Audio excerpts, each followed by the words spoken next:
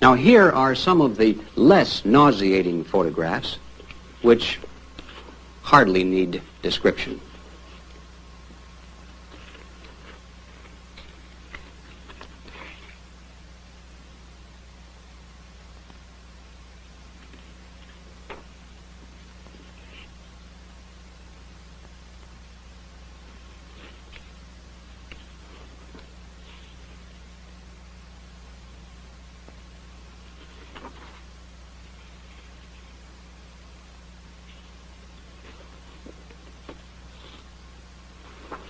You know, seeing that picture of the infant in the bassinet reminds me of one account which, forgive me, ladies, I must read, even though it sickens me to do so.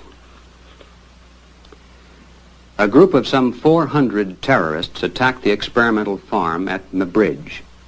One of the few survivors of this attack, Manuel Lourenco Alves, relates what happened. The assault began at 6 in the morning, and all the houses on the farm, whether they belonged to Europeans, Africans, or mulattoes, were attacked simultaneously. The women were dragged out of their houses together with their children. In front of the mothers, the terrorists then proceeded to cut off the legs and arms of the children, and then started to play a grotesque game of football with the twitching bodies. The women and girls were then led away, stripped, raped, and cut up.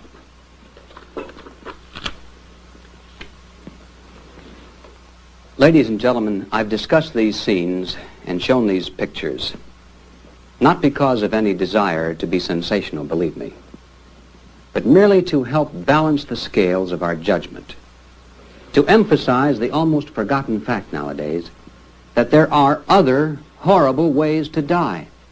Ways, as a matter of fact, that make the instant flash of a nuclear bomb seem merciful by comparison. And keep in mind that these other horrible ways to die are not the result of an event that happened almost a quarter of a century ago. We're talking about events that are happening right now to thousands of helpless human beings somewhere every day, millions every year. And we're not examining the unfortunate byproduct of an effort to bring an end to a long and bloody war. These incredible acts of brutality are the deliberate, premeditated works of men whose sole purpose is the destruction of human life and human values. But we're so saturated with peace propaganda and the specter of the mushroom cloud that we seldom have occasion to ponder these facts.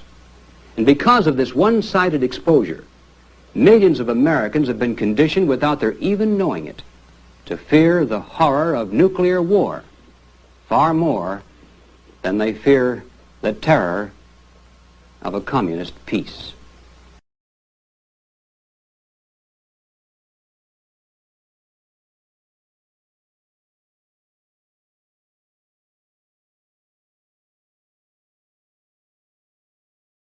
Some years ago, I happened to attend a meeting where several anti-communist refugees from behind the Iron Curtain were called upon to relate their personal experiences. Some of the questions that came from the audience were rather naive, I suppose, because finally one of the refugees spoke up and he said, "You know, you Americans have funny ideas about life under communism. Apparently you think there's a communist soldier standing on every street corner with a rifle and bayonet to keep the people in line. But this isn't so." He said, "Oh, sure, in the beginning there were plenty of soldiers and executions and deportations to slave labor camps, but we don't see much of that anymore. The open violence lasted only for about a year or a year and a half, and then the anti-communist leadership was liquidated. And now, to the casual observers, there's a great deal of apparent calm and freedom." For instance, he said, "I lived in the largest city in the country. We had a large park there directly across the street from a beautiful church." He said they left one church open, one in the entire country, primarily for guided tours of visiting Americans who had come to see if religion was being persecuted. He said, "Theoretically, any time I wanted to, I could have gone into that park, stood on a bench, and spoken out against communism. Then I could have walked across the street into that church and knelt down in prayer. and I wouldn't have been arrested or bothered in any way. But you can be sure I did not do these things, because if I had, the very next day, the wheels of the bureaucracy would have begun to turn, and I would have been informed that my quota of food stamps had been cut, that my allotment for clothing and shoes had been reduced, that my allocation for living quarters had been downgraded, and finally, that my job assignment had been changed from the kind of work for which I'd been trained to menial labor at lower pay. So none of us did any of those things that we were theoretically entitled to do because of the tremendous power that the Communist Party had over our economic existence. And then he said something that I'll never forget. He hesitated for a moment, and weighing his words very carefully so as not to hurt our feelings, he said, "You know, I came to America expecting to find a nation of free men. But instead, I find exactly the same thing. Everywhere I look, I see men and women who know that communists are making headway in this country.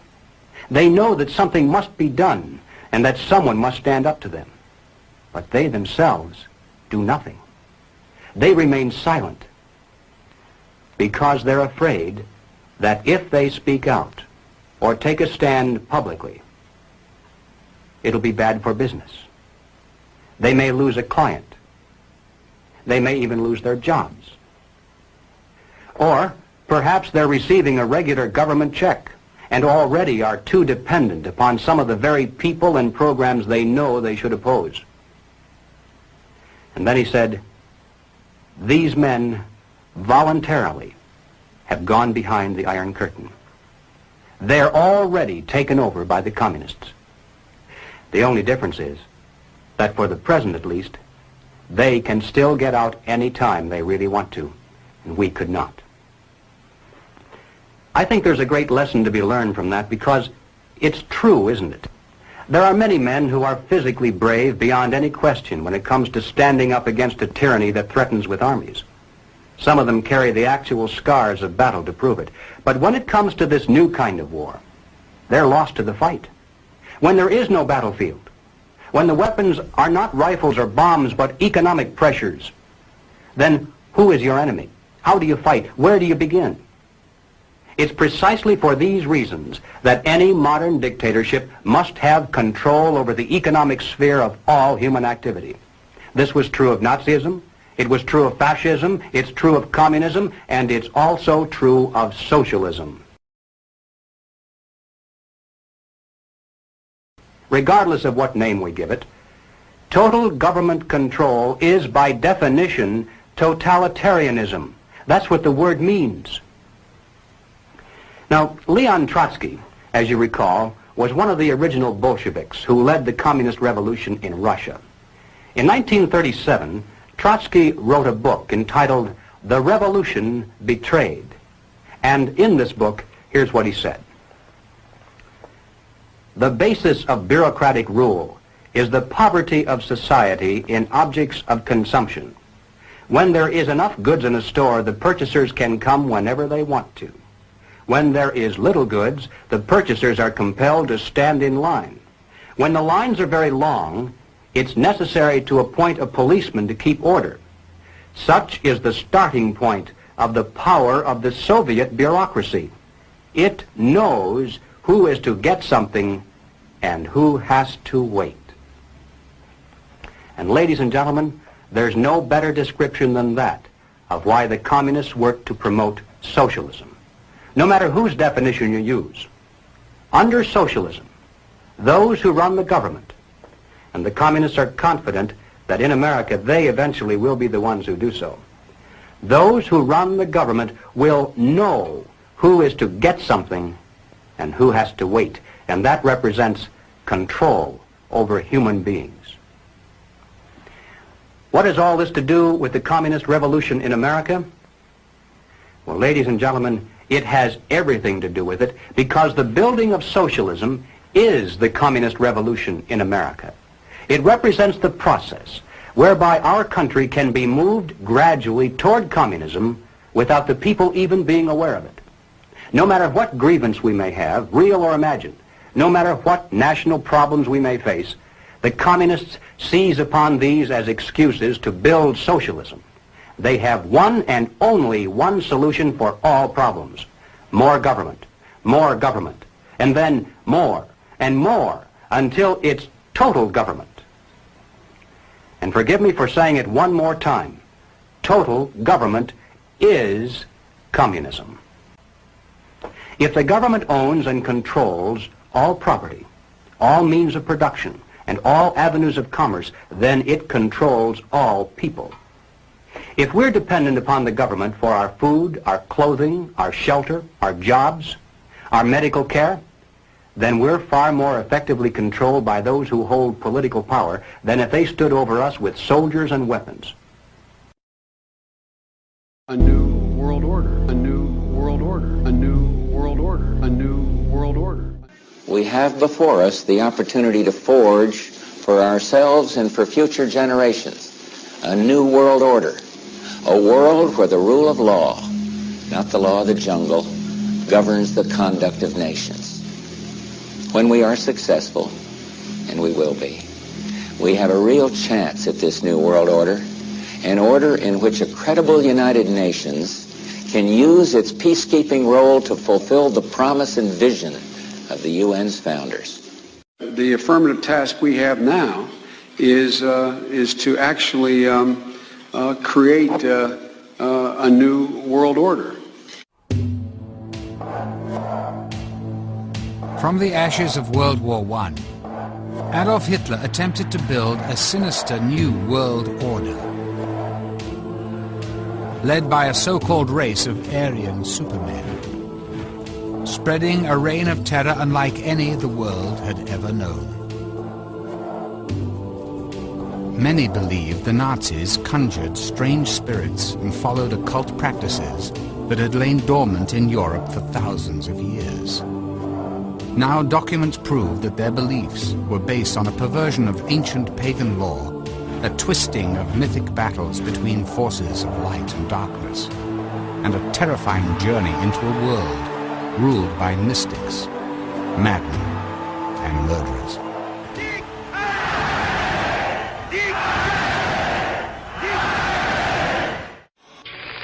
And the hope that each of us has to build a new world order.